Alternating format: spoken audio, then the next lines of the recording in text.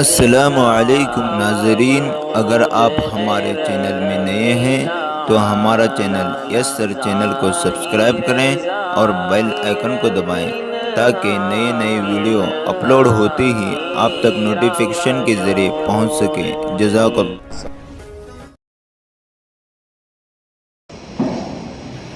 نحمده ونستعينه ونستغفره ونؤمن به ونتوكل عليه ونعوذ بالله من شرور أنفسنا ومن سيئات أعمالنا من يهده الله فلا مضل له ومن يضلله فلا هادي له ونشهد أن لا إله إلا الله وحده لا شريك له ونشهد أن سيدنا ومولانا محمدا عبده ورسوله وصلی اللہ علیہ وعلی آلہ واصحابہ وسلم، اما بعد فاعوذ باللہ من الشیطان الرجیم، بسم اللہ الرحمن الرحیم۔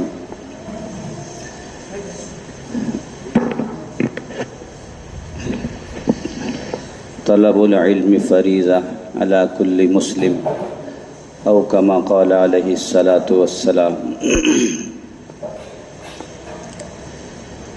میرے محترم بزرگوں اور عزیز دوستو،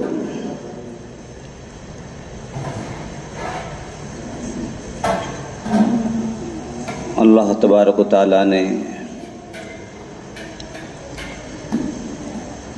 مسلمانوں کو خاص طور سے جو قرآن پاک کی سب سے پہلی آیت جو نازل ہوئی ہے،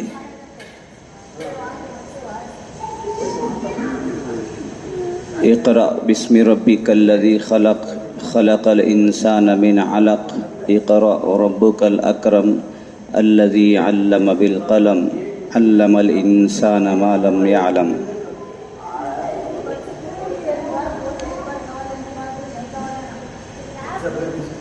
اللہ نے سکھایا انسان کو جو وہ جانتا نہیں تھا۔ سیکھنا، سکھانا، پڑھنا، پڑھانا قرآن پاک کی سب سے پہلی آیت ہمیں اسی کا حکم دے رہی ہے کہ پڑھو۔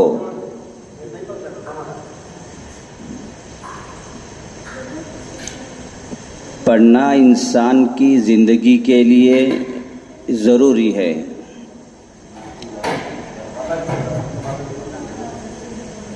معلومات کا ہونا یہ انسان کے لیے ضروری ہے۔ اگر کسی کے پاس معلومات نہیں ہیں، اگر کسی کے پاس علم نہیں ہے، اس کے لیے زندگی بسر کرنا، زندگی گزارنا مشکل ہو جاتا ہے۔ العلم نور، حدیث شریف میں ہے علم جو ہے وہ نور ہے۔ روشنی کے بغیر آگے راستہ نظر نہیں آئے گا۔ آنکھ تو ہو لیکن آنکھوں میں روشنی نہ ہو پھر آدمی اندھا کہلاتا ہے۔ اسی طرح سے مسلمان تو ہو گیا لیکن اس کے پاس علم نہیں ہے، قرآن کا علم نہیں ہے، حدیث کا علم نہیں ہے، فقہ کا مسائل کا علم نہیں ہے، فضائل کا علم نہیں ہے، زندگی گزارنے کا علم نہیں ہے، تو مسلمان ہونے کے باوجود بھی اندھا ہے۔ اس لیے کہ حدیث شریف میں علم کو روشنی کہا گیا ہے۔ اگر ہمارے پاس روشنی ہی نہیں ہے تو پھر ہمیں کچھ نظر نہیں آئے گا، نہ معلوم کہاں ٹھوکر لگ جائے، نہ معلوم کسے ٹکر مار دے، نہ معلوم کہاں نالی میں گر جائے، نہ معلوم سامنے والے کو پہچانے کہ نہیں پہچانے۔ روشنی اگر ہے تو پھر سب کچھ ہے۔ یہاں تک اللہ کے نبی نے فرمایا اطلبوا العلم ولو بالسین، حدیث شریف میں ہے تم علم حاصل کرو چاہے تم کو چین جانا پڑے۔ یعنی اتنا لمبا بھی تم کو سفر کرنا پڑ جائے تب بھی تم علم کو حاصل کرو. اطلب العلم ولو بالسین، عربی میں چین کو سین کہتے ہیں. یعنی اللہ کے نبی نے اس زمانے میں فرمایا تھا.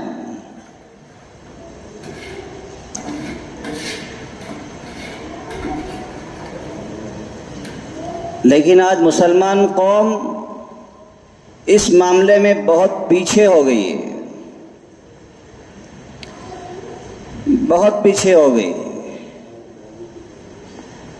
حالانکہ اب سے پہلے جو مسلمان تھے، جن کو ہم اپنا پیشوا مانتے ہیں، جن کو ہم سلف صالحین کہتے ہیں، جن کو ہم رہنما و رہبر کہتے ہیں، وہ اپنے وقت کے دنیا میں سب سے بڑے علم رکھنے والے لوگ تھے.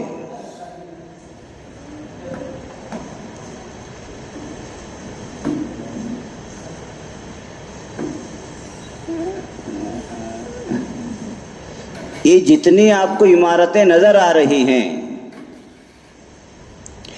قطب مینار لو، تاج محل لو، لال قلعے لو، جامع مسجد لو، اسی طرح سے اور بھی بہت چیزیں ملیں گی آپ کو.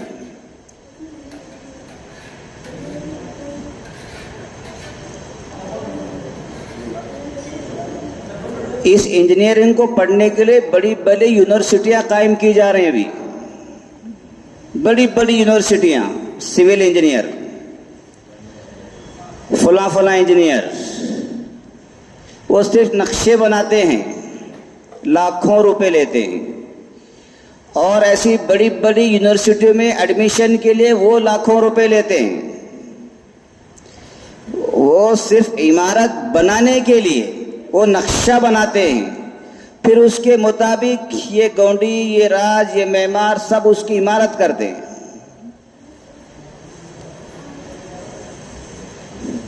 تو آپ اندازہ لگائیں، تاج محل جیسی چیز ہو یا قطب مینار جیسی چیز ہو، کیا وہ بغیر کسی نقشے کے بن گئی ہوگی؟ ہم ایک چھوٹا سا مکان بغیر نقشے کے نہیں بناتے، بغیر انجینئر کے نہیں بناتے. کیا یہ تاج محل بغیر انجینئر کے بن گیا؟ بغیر نقشے کے بن گیا؟ بغیر علم کے بن گیا کہ لو بھائی بادشاہ کے دماغ میں آ گئے، لاؤ تاج محل بنا دیا اس نے؟ نہیں. اس وقت کے جو ماہر انجینئر تھے ان کو بلایا گیا. اس وقت کے جو سول انجینئر، جو نقشے بنانے والے تھے، ان کو بلایا گیا. تو وہ کہیں تو پڑھے ہوں گے نا، یا کیا وہ بھی آسمان سے اتر گئے تھے؟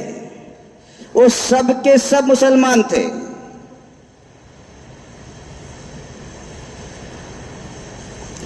آج لوگ ان چیزوں کو دیکھ کر کے فخر محسوس کرتے ہیں. آج بڑے بڑے انجینئر ان چیزوں کو دیکھ کر کے تعجب کرتے ہیں کہ اتنے 500 سال پہلے ایسی انجینئرنگ تھی کہ آج کا انجینئر ایسی چیز بنا نہیں سکتا. وہ علم مسلمانوں کے پاس تھا.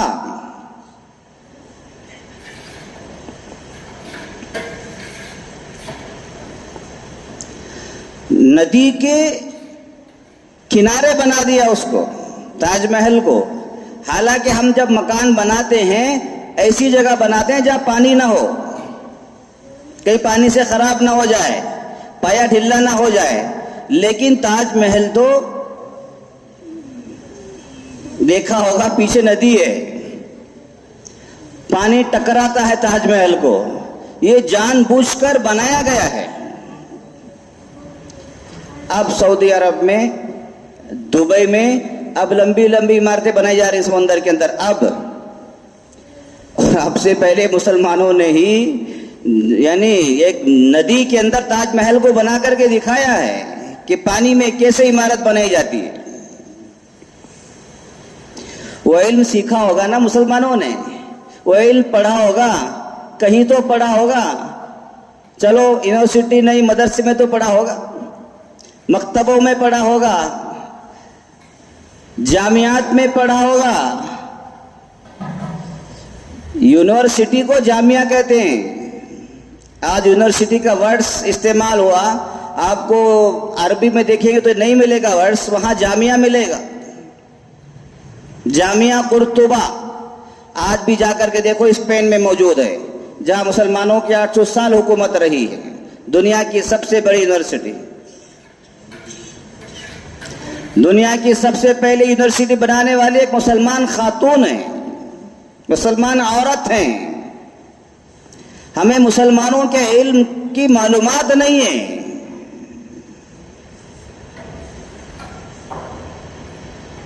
آج ہم تعجب کر رہے ہیں کہ کیسی کیسی عمارتیں کھڑی ہیں، حالانکہ ایسی اس سے مضبوط عمارتیں ہمارے پہلوں نے بنا کر کے کھڑی کی ہیں۔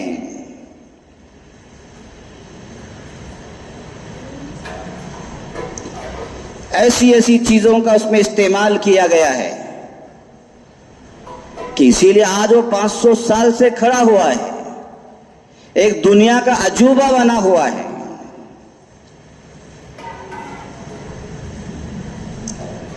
یہ نہیں کہ وہ محبت میں بنا دیا اپنی معشوقہ کی، بس یہ ہسٹری ہے اس کی، بس یہ جانتے ہیں لوگ، اس لیے لوگ جاتے ہیں عاشق اور معشوق وہاں جا کر کے تصویر کھنچا کر کے خوش ہو جاتے ہیں۔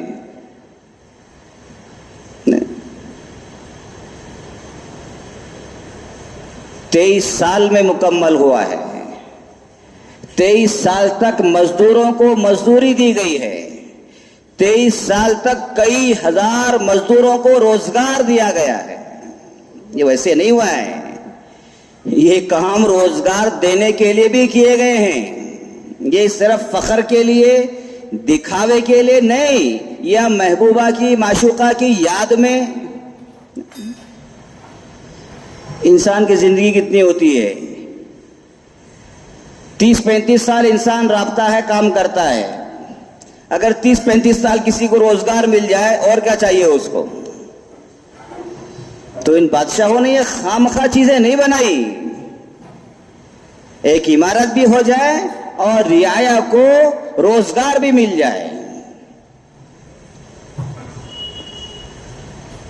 ایسی ایسی عمارتوں کی یہ چیزیں، یہ ثبوت ہے کہ مسلمانوں کا علم کتنی اونچائی پر تھا، کتنے آگے تھا۔ آکسفورڈ یونیورسٹی جو دنیا کی مشہور یونیورسٹی ہے، وہ ابھی بنی نہیں تھی جب تاج محل بن کے تیار ہوا تھا، بن رہا تھا۔ بتائیے آپ، بہت چرچے ہیں، بہت چرچے، آکسفورڈ یونیورسٹی یہی زبان پر رہتا ہے، وہ بنی نہیں تھی، تاج محل بن گیا تھا۔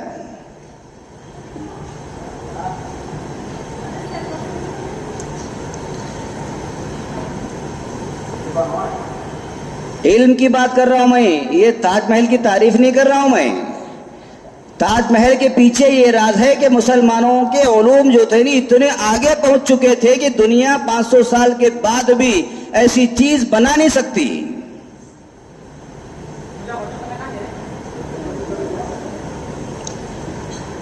یہ ان کے علم کا بولتا ہوا ثبوت ہے جسے دنیا انکار نہیں کر سکتی۔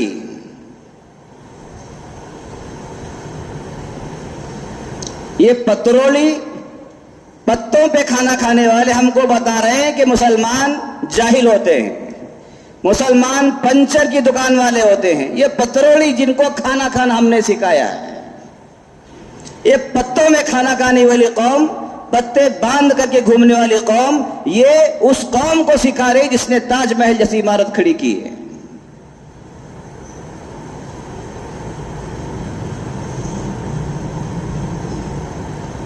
ہم نے اپنی تاریخ کو پڑھا نہیں ہے، ہم نے اپنی تاریخ کے ورق گردانی نہیں کی ہے، اسی لیے مرعوب ہو جاتے ہیں۔ پہننا اوڑھنا ہم نے سکھایا ہے، لباس پہننا مسلمانوں کی تہذیب کی وجہ سے انہوں نے سیکھا ہے، ورنہ یہ تو ایک لنگوٹ پہن کر کے نکل جاتے تھے، پتے باندھ کر کے نکل جانے والی قوم آج یہ تانا دیتی ہے، پنچر والے بول کر۔ انہی پنچر والوں نے، مسلمانوں نے پنچر سے لے کے میزائل تک بنائے ہیں۔ آج بھی آپ تحقیق کریں گے ہندوستان میں پنچر کا کام کرنے والے غیر مسلم زیادہ ملیں گے آپ کو.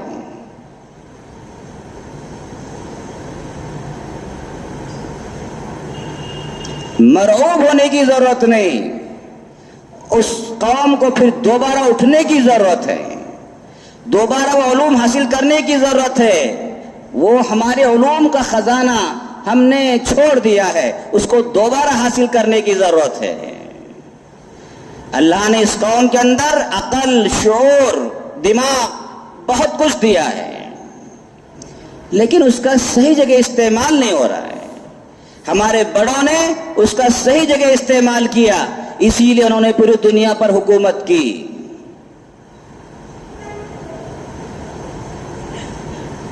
ایسے ایسے عجوبے بنائے. میں 6-7 سال پہلے عمرے کے لیے گیا ہمارے چند ساتھیوں کو لے کر کے. ہمارے ساتھی جو بیچارے یہیں تک ان کی سوچ محدود تھی، جانوں میں زیادہ انہوں نے دیکھا نہیں تھا، تو عمرے پر میرے ساتھ میں گئے. وہ جب حرم شریف میں داخل ہونے لگے تو ان میں سے ایک ساتھی کہنے لگے میرے سے کہ مولانا میں تو یہ سوچتا تھا کہ بمن شانہ ہوتا ہے. کیا کہہ رہا ہے وہ؟ کیا کہنے لگا؟ جب حرم شریف میں داخل ہونے لگے کہنے لگا میں تو اب تک یہ سمجھا تھا بمن بہت شانہ ہوتا ہے، بمن بہت عقل مند ہوتا ہے، لیکن جب میں مسجد حرم شریف میں داخل ہوا مجھے پتا چلا کہ مسلمان سے شانہ کوئی نہیں. لو جی، نے دیکھی کہاں ہے دنیا، بیچارے کو معلوم نہیں ہے.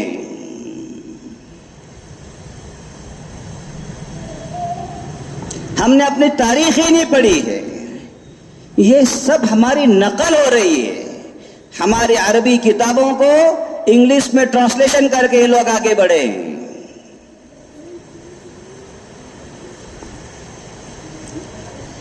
پتا ہے نا کہ آکسفورڈ یونیورسٹی بن رہی تھی، ابھی اس وقت تاج محل بن کے تیار تھا. اسی سے آپ اندازہ لگائیں مسلمان کتنے آگے پہنچ چکے تھے.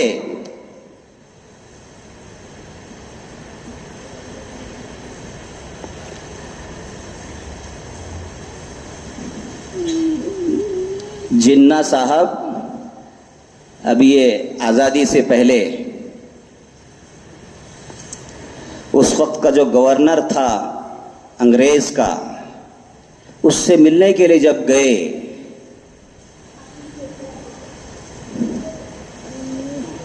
اس نے آنے میں دیر لگا دی. گورنر تھا، انگریز تھا کہ حکومت ہماری ہے. جناح صاحب کو غصہ آ گیا.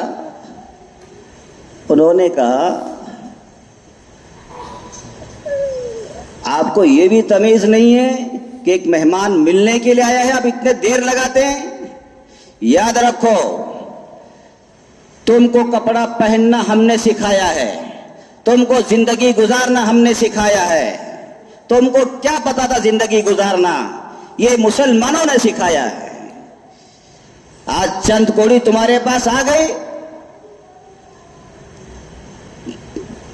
انگریزوں کو بتا رہے ہیں، انہیں اپنے پچھلا دور یاد کرا رہے ہیں کہ تمہاری کیا حیثیت تھی مسلمانوں کے سامنے.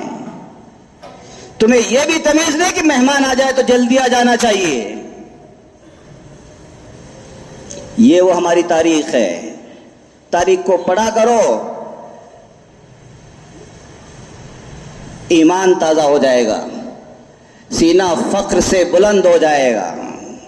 یہ جتنے میڈیا پر چیزیں چل رہی ہیں یہ ہوا کی طرح سے اڑ جائیں گی دماغ میں سے، لیکن پڑھنے کی ضرورت ہے. ہم لوگ مرعوب ہو جاتے ہیں. کسی نے کہہ دیا پنچر والا تو ہمارا دماغ بیٹھ گیا، ہم پنچر والے ہو گئے. نہیں،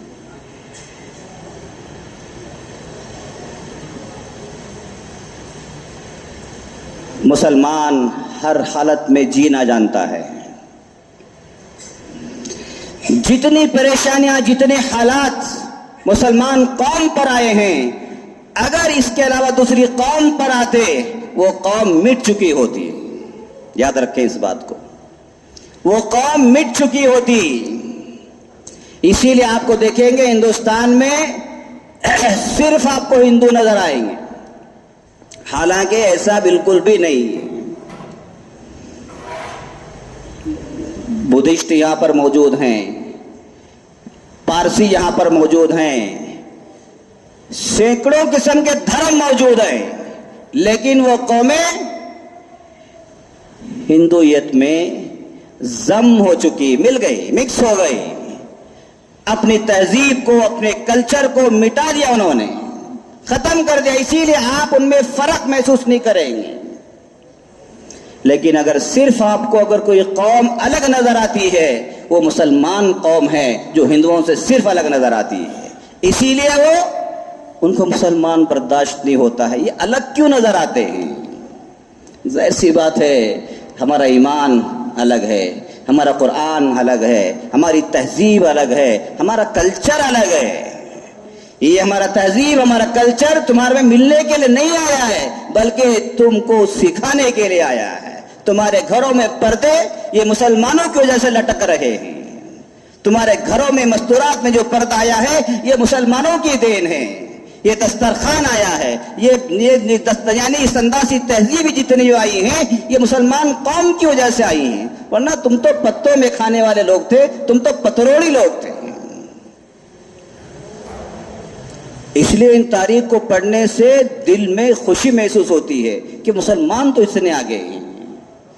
اس لیے ہمیں چاہیے علم کو حاصل کریں. ہم علم کے معاملے میں بہت پیچھے ہیں. اور آج کل کیا ہو رہا ہے علم کے معاملے میں؟ پڑھا تو رہے ہیں ہم لوگ، لیکن کیا کر رہے ہیں؟ لڑکے میٹرک سیکنڈ ایئر یا ذرا اور تھوڑا آگے پڑھ لیں گے چھوڑ دیں گے. لڑکیوں کو اور آگے پڑھا رہے ہیں، لڑکیوں کو زیادہ پڑھا رہے ہیں. جن کو پڑھانا تھا ان کو تو نہیں پڑھا رہے، جن کو نہیں پڑھانا تھا ان کو پڑھا رہے ہیں. کیا کریں گے لڑکیاں پڑھ کر کے؟ ارے جس مرد کو گھر سنبھالنا تھا اسے تم نے پڑھایا نہیں، اسے تم نے جاہل رکھا. یہ ہماری قوم میں ہو رہا ہے. اسی لیے ہماری بچیاں لڑکوں سے آگے ملیں گی، پرسنٹیج میں اور پاس ہونے میں زیادہ لڑکیاں ملیں گی. نہیں،